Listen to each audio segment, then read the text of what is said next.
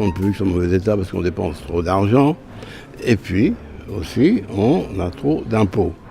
Parce que les impôts qui ont été inventés par les socialistes depuis un an à peine, de l'ordre de 30 milliards, les gens qui finalement perçoivent un bien quelconque sont obligés de le vendre pour payer l'impôt. Et donc ça veut dire qu'on casse ce patrimoine.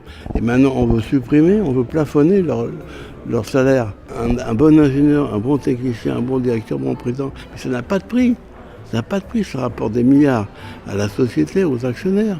On se plaint de la croissance, il n'y a pas de croissance. Ben évidemment, il n'y a pas de croissance. Pourquoi il n'y a pas de croissance? Mais parce qu'il n'y a plus personne en France qui investit. Il n'y a plus personne qui crée des emplois.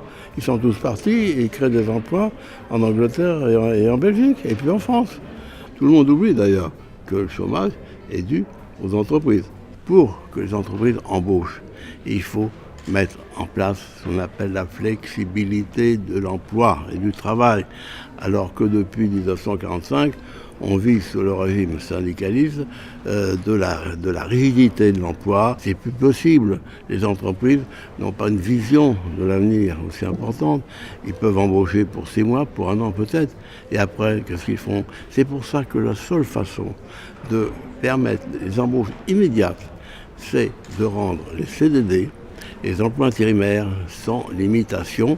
On a l'impression, disons qu'ils croient, que la volonté d'un patron, quand il sait tous les jours, c'est combien de personnes je vais licencier. C'est idiot.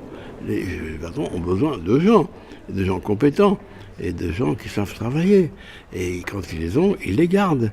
Mais si à un moment donné, ils n'ont plus de boulot, et s'ils les gardent, et s'il n'y a plus de recettes, eh bien ils font faillite. À ce moment-là, ça ne marche plus.